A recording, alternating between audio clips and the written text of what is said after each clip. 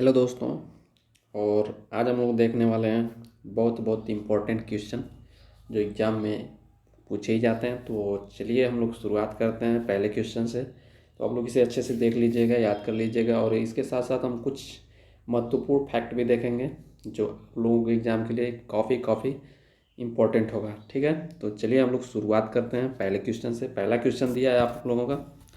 तो पहला क्वेश्चन जो दिया है कि मुक्त भारत के पहले वायसराय कौन थे, मतलब कि स्वतंत्र भारत के पहले वायसराय कौन थे। तो स्वतंत्र भारत के पहले वायसराय कौन थे, तो लॉर्ड माउंटबेटन थे। ठीक है, अगर आपसे यही पूछ दिया जाए कि स्वतंत्र भारत के पहले भारतीय वायसराय कौन थे, तो वो कौन थे, सी राजगोपालचारी थे। ठीक है, सी राजगोपालचारी थे। ठीक है, तो आप लोग इसे अच्छे से याद रख लीजिएगा। चलिए हम लोग क्वेश्चन नंबर 2 देख लेते हैं। क्वेश्चन नंबर 2 क्या दिया है। क्वेश्चन नंबर 2 दिया है कि किस व्यक्तित्व को नाइटिंगेल ऑफ इंडिया के रूप में जाना जाता है। तो आप लोग बताइए किस व्यक्ति को नाइटिंगेल ऑफ इंडिया के रूप में जाना जाता है। तो सरोजनी नायडू जी को जाना जाता है। अगर आपसे यहीं पे सरोजनी नायडू जी से क्वेश्चन और बनाया जाए आप लोगों का, तो क्वेश्चन है कि सरोजनी नायडू ने किस कांग्रेस मतलब कि कौन सी कांग्रेस की अध्यक्षता की थी, कब की थी और कहाँ पे की थी। तो सरोजिनी नायडू ने जो अध्यक्षता की थी सन 1925 में की थी। ठीक है, और पूछ दिया जाए कि कहाँ पे की थी, तो कानपुर में हुआ था। जो 1925 का कानपुर में हुआ था। ठीक है, अगर यहीं पूछ दिया जाए सरोजिनी नायडू से और क्वेश्चन बनता है, सरोजिनी नायडू से एक क्वेश्चन बनता है कि पूछ दिया जाता है कि भारत की प्रथम महिला राज्यपाल कौन थी। तो भारत की प्रथम महिला राज्यपाल कौन थी, वो थी सरोजिनी नायडू जी थी। ठीक है, तो और सरोजिनी नायडू से क्वेश्चन बहुत ही बनते हैं। तो चलिए और अगला देख लेते हैं। जैसे पूछ दिया जाए कि और पूछ दिया जाए कि 1924 में कांग्रेस की अध्यक्षता किसने की थी। तो 1924 में कांग्रेस की अध्यक्षता महात्मा गांधी जी ने की थी। ठीक है, कहाँ पे की थी, बेलगांव वाले भाग लिया था। ठीक है, इसके अध्यक्ष थे। चलिए हम अगला क्वेश्चन देख लेते हैं। क्वेश्चन नंबर अगला है कि भारतीय राष्ट्रीय कांग्रेस के किस अध्यक्ष ने हिंदी भाषा के लिए रोमन लिपि की शुरुआत की वकालत की। तो किसने की थी, AC बोस ने की थी। ठीक है, तो अगर भारतीय राष्ट्रीय कांग्रेस के कुछ क्वेश्चन बनाया जाए, पूछ दे कि कांग्रेस की स्थापना कब हुई थी। तो बताइए आप लोग कांग्रेस की स्थापना कब हुई थी। तो इसकी स्थापना 28 दिसंबर 1885 में हुई थी। ठीक है, 28 दिसंबर 1885 में हुई थी। अगर पूछ दिया जाए कि इसके प्रथम अध्यक्ष कौन थे, तो आप लोग बताइए इसके प्रथम अध्यक्ष कौन थे। तो WC बनर्जी। कौन थे, WC बनर्जी, मतलब कि उमेश चंद्र बनर्जी।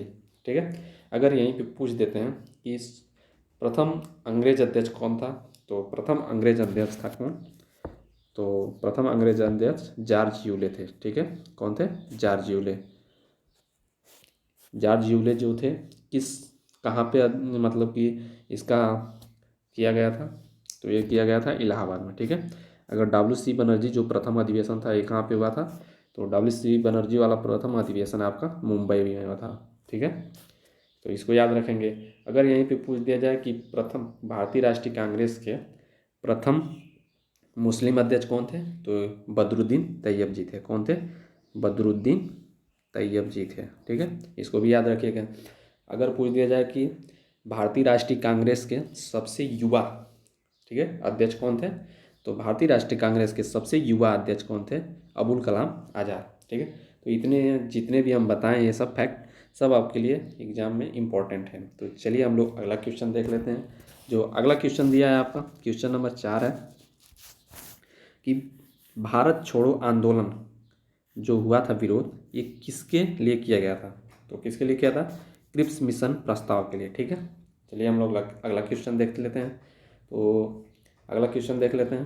अगर यहीं पे क्वेश्चन बन जाता है कि भारत छोड़ो आंदोलन कब शुरुआत हुआ था, तो 1942 में हुआ था। ठीक है, इसको याद रखेंगे। अगला क्वेश्चन देख लेते हैं। अगला क्वेश्चन है, क्वेश्चन नंबर 5 है कि डफरिन द्वारा एचिसन समिति का गठन, ये सॉरी 1800 रहेगा, 1886। ठीक है, 1886 रहेगा। ठीक है, 1886 में के लिए किया गया था? तो ये सार्वजनिक सेवाओं के लिए किया गया था। ठीक है, अगला क्वेश्चन देख लेते हैं। क्वेश्चन नंबर अगला है हमारा, क्वेश्चन नंबर अगला है कि दृष्टि दृष्टि का दोष जिसमें कोई व्यक्ति निकट की वस्तुओं को स्पष्ट रूप से देख सकता है जबकि दूर की वस्तुओं को स्पष्ट नहीं देख सकता है, इस रोग को क्या कहते हैं? मायोपिया कहते हैं। ठीक है, अगर ये आप लोगों से पूछ जाए कि दूर दृष्टि दोष को दूर करने के लिए किसका उपयोग करते हैं, तो दूर दृष्टि दोष का उपयोग करने के लिए किस लेंस का उपयोग करते हैं, ऐसा क्वेश्चन बनता है आपके एग्जाम में। तो ये कौन सा लेंस का प्रयोग करते हैं? तो उत्तल लेंस का प्रयोग करते हैं। ठीक है, उत्तल लेंस। ठीक है, उत्तल लेंस का प्रयोग करते हैं। अगर यहीं पे पूछ दिया जाए क्वेश्चन, ये तो दूर दृष्टि के लिए होगा, अगर पूछ दिया जाए निकट दृष्टि दोष के लिए किस लेंस का प्रयोग किया जाता है, तो अवतल लेंस का प्रयोग किया जाता है। ठीक है, इसको याद रखिएगा, काफ़ी इंपॉर्टेंट क्वेश्चन है। तो चलिए अगला क्वेश्चन हम लोग देख लेते हैं। अगला क्वेश्चन आपका कि डबल हेलिक्स संरचना में कौन सा न्यूक्लिक एसिड पाया जाता है? तो क्या पाया जाता है? डीऑक्सी राइबोज पाया जाता है। ठीक है, अगर पूछ दिया जाए कि डीएनए की खोज किसने की थी, तो वाटसन एंड क्रिक ने की थी। डबल हेलिकल मॉडल कौन दिया था? तो वो भी वाटसन और क्रिक ने ही दिया था। ठीक है, तो चलिए हम लोग अगला क्वेश्चन देख लेते हैं। क्वेश्चन नंबर 8 नंबर देख लेते हैं। ध्वनि की प्रबलता का संबंध होता है तो उसके आयाम से होता है। ठीक है, अगला क्वेश्चन देख लेते हैं। ध्वनि अगर पूछ दिया कि ध्वनि की इकाई क्या है, तो ध्वनि की इकाई डेसिबल है। अगला क्वेश्चन देख लेते हैं। क्वेश्चन नंबर 9, क्वेश्चन नंबर 9 दिया है कि निम्नलिखित में से कौन सा अनुच्छेद मनी बिल धन विधेयक से संबंधित है? तो कौन सा अनुच्छेद जो धन विधेयक से संबंधित है? तो ये अनुच्छेद नंबर 10 है, 110। ठीक है, 110 है। अगर यहीं पे पूछ दें और अनुच्छेद कि आपसे पूछ देते हैं और अनुच्छेद पूछ देते हैं, जैसे आपसे पूछ दिया जाए कि 108 आपका किससे संबंधित है, अगर 72 पूछ दिया जाए कि किससे संबंधित है। ठीक है, और क्या पूछ दिया जाए 280 किससे संबंधित है, तो आप लोग बताइए 108 किससे संबंधित है? तो आपका 108 संबंधित है किससे, बताइए आप लोग कमेंट में कमेंट जरूर करिएगा। जो 108 अनुच्छेद नंबर है वो किससे संबंधित है? तो संयुक्त बैठक से संबंधित। किससे? संयुक्त बैठक से। ठीक है, अगर पूछ दिया जाता है यहीं पे कि संयुक्त बैठक कौन बुलाता है, तो संयुक्त बैठक किस में होती है? लोकसभा प्लस राज्यसभा में। ठीक है, कौन बुलाता है? तो ये राष्ट्रपति बुलाता है। ठीक है, राष्ट्रपति इसको बुलाता है। लेकिन इसकी पूछ दिया जाए कि संयुक्त बैठक की अध्यक्षता कौन करता है, तो अध्यक्षता लोकसभा के अध्यक्ष करता है। अगर लोकसभा के अध्यक्ष भी अनुपस्थित रहें तब कौन करता है? तो लोकसभा का उपाध्यक्ष करता है इसकी अध्यक्षता। ठीक है, तो आप लोग इसे अच्छे से याद रखिएगा। अगर यहाँ पर पूछ जाए कि अनुच्छेद 72 किससे संबंधित है, तो आपका अनुच्छेद जो 72 है, बताइए आप लोग अनुच्छेद 72 किससे संबंधित है? तो आपका अनुच्छेद 72 किससे संबंधित है? राष्ट्रपति के क्षमादान से संबंधित है। ठीक है, याद रखिएगा, राष्ट्रपति के क्षमादान से संबंधित है, इसको भी याद रखिएगा। अगर पूछ जाए कि 280 में क्या है, तो आप लोग बताइए कमेंट में जरूर करिए कि 280 क्या है, 280 नंबर अनुच्छेद। तो ये आपका वित्तीय आयोग है। ठीक है, वित्त आयोग है। क्या है? वित्त आयोग। आप लोग इसे अच्छे से याद रखिएगा। चलिए हम लोग अगला क्वेश्चन देख लेते हैं। तो अगला क्वेश्चन आपका है, भारत में नील कारखाने की स्थापना करने वाला पहला व्यक्ति कौन था? तो ये था केलर ब्लूम।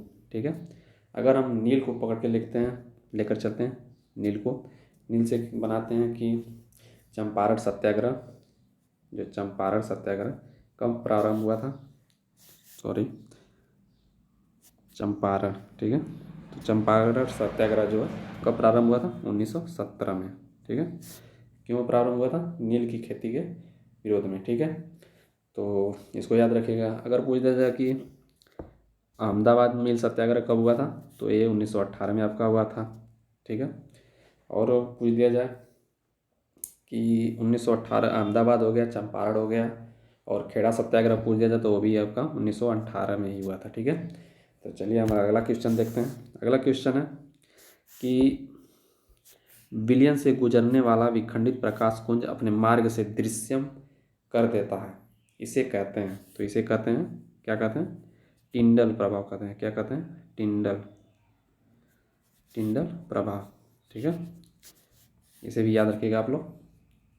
चलिए अगला क्वेश्चन देख लेते हैं हम लोग। अगला क्वेश्चन है आपका, किस मुगल सम्राट ने झरोखा दर्शन की प्रथा को बंद करवा दिया था? तो आप लोग बताइए कि किस मुगल सम्राट ने झरोखा दर्शन की प्रथा को बंद करवा दिया था? तो औरंगजेब ने करवा दिया था।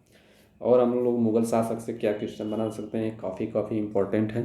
तो चलिए हम लोग देख लेते हैं, मुगल से क्वेश्चन बनाते हैं। तो मुगल से क्वेश्चन ये बनाया जाएगा कि जो मुगल शासक थे इनका मकबरा कहाँ कहाँ पे है। तो इसको ट्रिक के साथ बताएंगे, ठीक है, जो आपको पूरा एकदम याद हो जाए, कभी कन्फ्यूजन नहीं होगा। तो देख लेते हैं, जो मुगल सम्राट है तो इसको याद रखेंगे जैसे बादशाह, BHASA,